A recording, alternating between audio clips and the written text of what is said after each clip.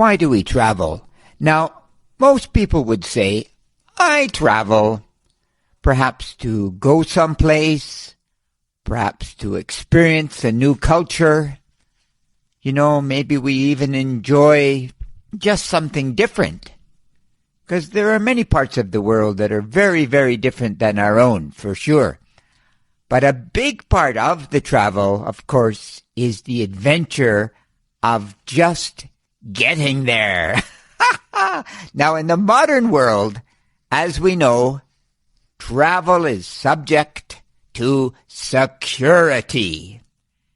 People that are obviously extremely bored looking at literally thousands of pieces of luggage and people, many of whom are tired after 10 hours or so in the air, and they don't really have a sense of humor.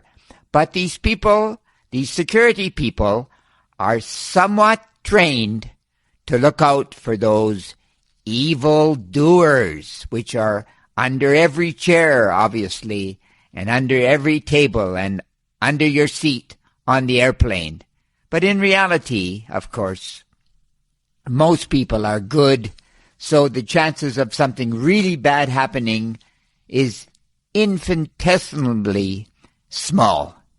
It almost doesn't exist. Regardless, this is the new age, the new phenomenon.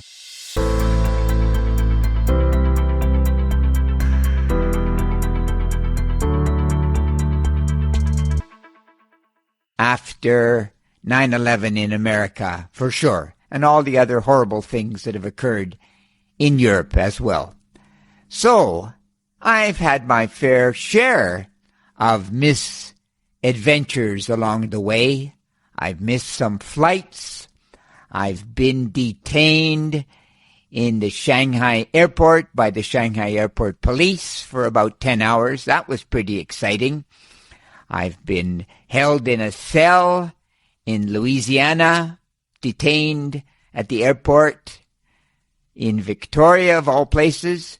But the best one for sure, happened to me very, very recently in Frankfurt. I was transiting through Frankfurt on my way to Vancouver. I was coming from Poland. So I spent the night in Frankfurt and then the next morning returned to the airport and made my way to security.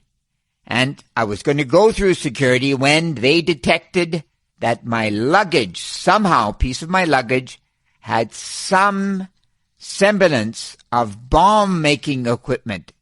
Now, I'm not making this up. Bomb-making equipment. And so they had to summon security. Now, these people obviously at this point and in these times do not have a sense of humor at all.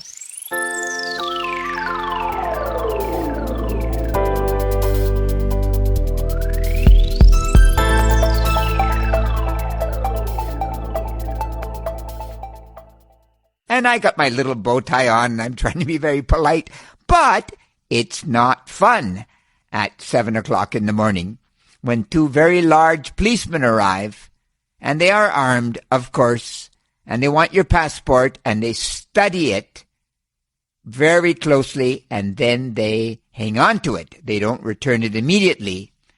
And the young security agent then proceeds to take every piece of clothing, personal item, whatever, out of the luggage. And if you try to help, you obviously have something to hide.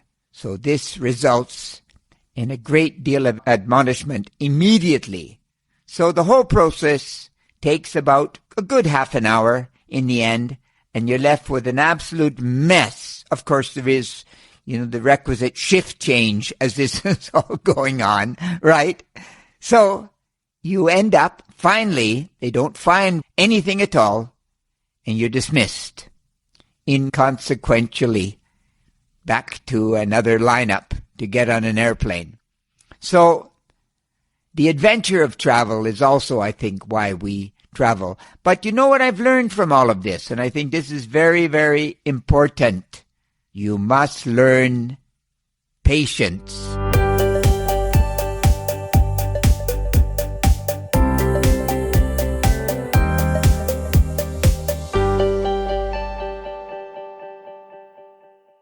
No matter how tired you are, you must be patient and you must be polite, because if you are not, you will only anticipate new problems. You will encourage new problems and you will just spend more time. But it does pose the question, how could anyone really smuggle anything through these security systems? As inept as they may be, they are so efficient because there's so many people and so many electronic devices, be it an X-ray machine, a sniffer dog, whatever it is, that it seems incredible that things could actually happen. But does the public really feel any safer? I suspect not. It probably just feels more harried, more frustrated, to be honest. Because in today's electronic age, it's hard to believe we couldn't have a more efficient way to process all these hundreds of thousands of people that travel. And I think that because we like traveling, and we are good people for the most part, we want to experience the earth, right?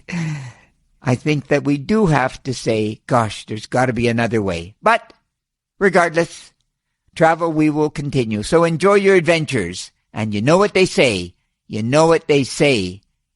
Critical thinking is necessary for travel and for other adventures, and critical thinking is truly great. You take care. God bless. Bye-bye.